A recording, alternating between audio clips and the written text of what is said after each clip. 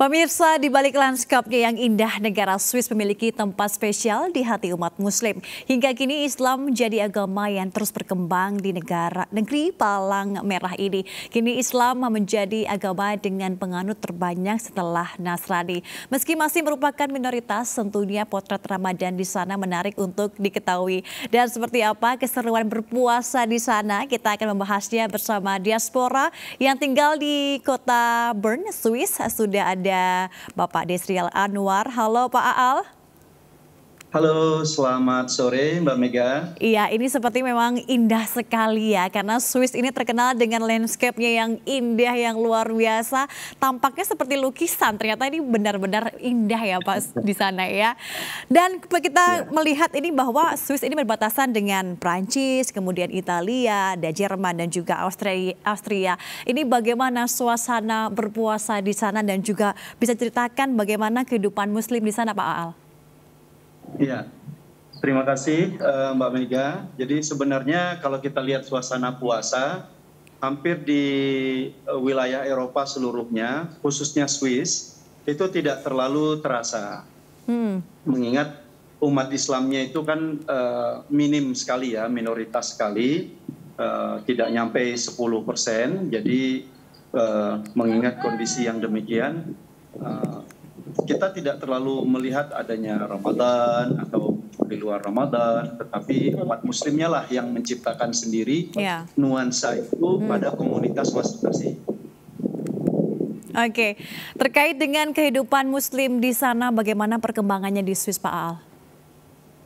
Cukup pesat, ya. Jadi memang seperti yang Mbak Mega sampaikan tadi, memang benar. Sekarang umat Islam menjadi penganut nomor 2 di Swiss setelah Nasrani. Nasrani terpecah dari antara Katolik dan Protestan. Nah, lanjut di bawahnya umat Islam. Tetapi karena memang angkanya masih relatif kecil, sehingga perkembangannya terasa baik dengan banyaknya orang lokal yang mulai tergerak dan mulai tahu tentang Islam, atau dengan pernikahan.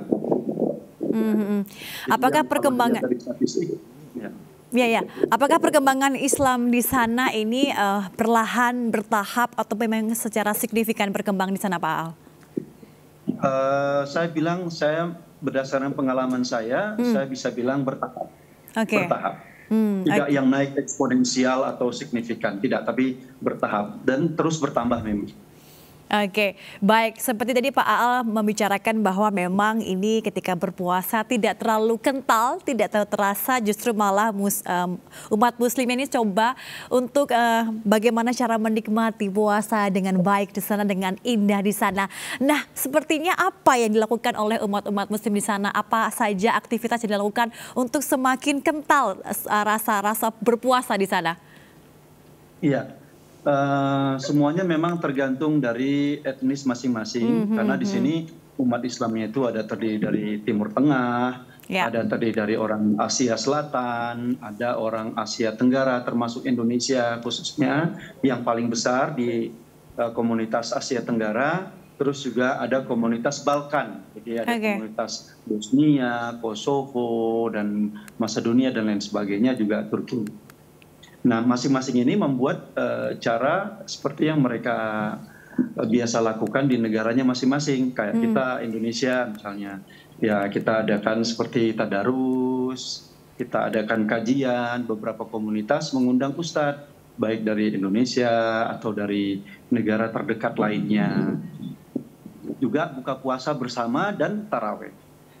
Oke, baik Pak. Ini kan tentunya kalau Swiss ini kan kental, tentunya juga terkenal dengan pegunungan, ada danau juga. Seperti di samping Bapak Aal ini boleh dijelaskan Pak, boleh kita diajak berkeliling. Ini seperti apa sih suasana di Swiss? Wow, luar biasa pemandangannya. Swiss itu memang kalau gambaran surganya yang di dalam miniatur surga. Di bawahnya sungai-sungai. Nah, ini memang mengalir sungai-sungai di bawahnya, dan banyak sekali taman-taman dan kebun-kebun, buah-buahan, dan aksesnya itu tidak perlu bayar. Ini jalan umum sebenarnya, kalau dilihat ini jalan umum. Ini orang jalan baik untuk relaksasi atau mungkin untuk olahraga. Nah, di sana itu kebetulan ada di seberang sungai itu ada tempat pemandian umum juga, dan pemandian itu nggak bayar, sama sekali nggak bayar. Nah, aksesnya umum. Cuma sekarang karena suhunya masih 10 derajat, jadi belum ada yang berenang. Oke, tapi biasanya memang ada orang berenang Pak di situ ya? Oh, ini kalau ini kita lihat tuh di sebelah sana itu ada yang sudah berenang, tapi itu suhunya tuh sangat dingin sekali, dan itu hanya untuk orang yang profesional atau orang yang sudah terlatih saja yang boleh. Iya. Saya ini sepertinya kalau tidak salah ini melihat ada pemandangan pegunungan, apakah benar juga Pak Al? Oh benar, ya. Ini di belakang kita mungkin agak tertutup ya. Oh iya. Di belakang kita ini benar-benar bukit. Bukit namanya Bukit Gurten. Mungkin kalau dari sini itu bisa kelihatan. Pada Bukit Gurten. Wah, ini rasanya pengen berenang Pak di sana Pak ya. Kalau kita tentu mengetahui pegunungan Alpen di Swiss ini kan begitu terkenal sekali, pegunungan yang tinggi begitu ya Pak. Nah, kalau melihat pegunungan di sana, kemudian danau, ada sungai, ini suasana puasa juga tentunya semakin semangat lagi. Ini musimnya seperti apa Pak di sana di Swiss sekarang? Sekarang ini mestinya sudah mulai masuk musim semi. Jadi kalau kita lihat, nah ini sudah mulai tumbuh daun-daun yang muda gitu ya. Tapi pohon sebelumnya masih botak, masih belum ada daun sama sekali. Nah itu sebenarnya pohon pinus. Tapi karena terlalu dingin suasananya, jadi ya habis daun-daunnya semuanya gitu. Itu masih dahan aja yang terlihat. Ini kalau kita lihat tuh bebek aja senang berenang. Apalagi saya Pak, pasti lebih senang lagi berenang di sana Pak. Tentunya kalau saya melihat ini Swiss terkenal sebagai negara yang sehat, negara yang bersih. Ini jalanan juga tidak ada satu pun sampah ya Pak di belakang Pak Aal ini ya. Nah kalau berbicara mengenai kebiasaan orang-orang Swiss jika berpuasa, kalau di Indonesia ini suka mencari takjil dengan ngabuburit. Nah kalau di sana seperti apa Pak? Ya, kita kembali lagi ya, mungkin ngabuburit itu mungkin bahasa Indonesia atau budaya Indonesia ya. Kalau kita lihat ke komunitas-komunitas yang lain, mereka nggak mengenal sama sekali. Tapi biasanya mereka juga ya mungkin melalaikan diri lah, biar nggak terlalu biar nggak terlalu fokus dengan puasa. Cuman kegiatannya bisa macam-macam, ada yang hobi, misalnya hiking atau melihat alam, ada yang suka dengan misalnya kegiatan-kegiatan outdoor lainnya gitu, yang tidak menguras fisik pastinya. Nah kalau orang Indonesia ngabuburitnya juga macam-macam. Ada yang menikmati pemandangan, ada yang di rumah aja, dan itu sangat individual, nggak spesifik kayak di kita ada kegiatan-kegiatan yang kayak semi organized ya. Iya, bermacam-macam ya Pak ya untuk kebiasaan di sana. Kemudian untuk ciri khasnya ketika puasa, apakah ada Pak di Swiss di sana? Ya tadi seperti yang saya katakan, karena memang di sini Ramadan atau tidak Ramadan semuanya itu sama aja. Sama saja kerja sama, kerja juga sama dan sebagainya sama, sehingga umat Islamnya aja lah yang membuat nuansa itu menjadi berbeda. Dan Swiss juga masing-masing sangat individual. Individual ya, karena memang ini beragam sekali dan juga banyak pendatang di Swiss. Saya juga melihat bahwa Swiss ini negara yang sehat dan juga tingkat obesitasnya juga rendah. Nah kalau misalnya Pak di sana, kalau kita kan kalau takjil gitu ya, makan puasanya ini yang manis-manis. Nah kalau di sana takjilnya seperti apa Pak yang terkenal? Iya, jadi kalau kita ke komunitas Balkan, Turki, ya mereka akan menyediakan itu baklava dan segala macam jenis makanan-makanan manis mereka lainnya. Nah kalau di Arab ya tentunya lebih kepada kurma, walaupun hampir semua etnis ini memiliki kurma sebagai takjil karena diyakini sebagai sunnah untuk melakukan mengawali buka puasa dengan kurma. Nah uniknya Indonesia itu selalu menyediakan segala macam gorengan. Ya. Betul, Jadi betul, betul. satu, sisanya gorengan, yaitu martabak telur lah, yang martabak daging lah, Bakwan goreng yang lah ya Pak. cireng lah, bakwan lah, terus apalagi risoles, spring roll, macam-macam. Pokoknya kalau disediakan di komunitas kita, satu kurmanya, 6 lainnya gorengan semua, pakai cabai rawit. Oke, untuk kegiatan diaspora di sana, bagaimana Pak kegiatan yang sering dilakukan selama bulan Ramadan? Ya, di sini di Swiss kebetulan meskipun relatif kecil jumlah masyarakat Indonesia, tapi kita memiliki kelompok pengajian besar. Ada 3 kelompok pengajian besar, ada di kota Zurich dan sekitarnya, namanya Verein Percikan Iman atau VPI. Kemudian di Bern dan sekitarnya ada kelompok pengajian namanya IIKV.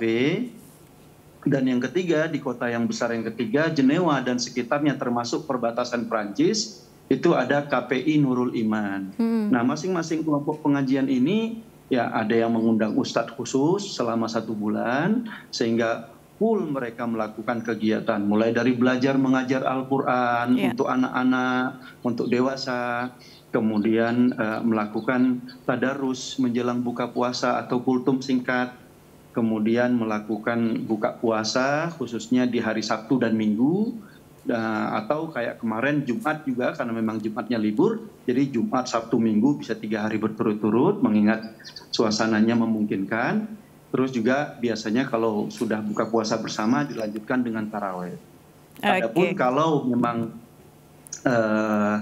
tidak melakukan buka puasa bersama, masing-masing melakukan sholat taraweh either di rumah masing-masing atau masing-masing keluarga pergi ke masjid terdekat. Oke, Pak Aal, ini terakhir, apa yang paling dikangenin dari Indonesia saat bulan Ramadan? Waduh, kalau banyak, ini Pak. Jawabannya keluarga itu keluarga paling utama. Ya. Keluarga, kebersamaan sama keluarga itu yang sangat kami rindukan.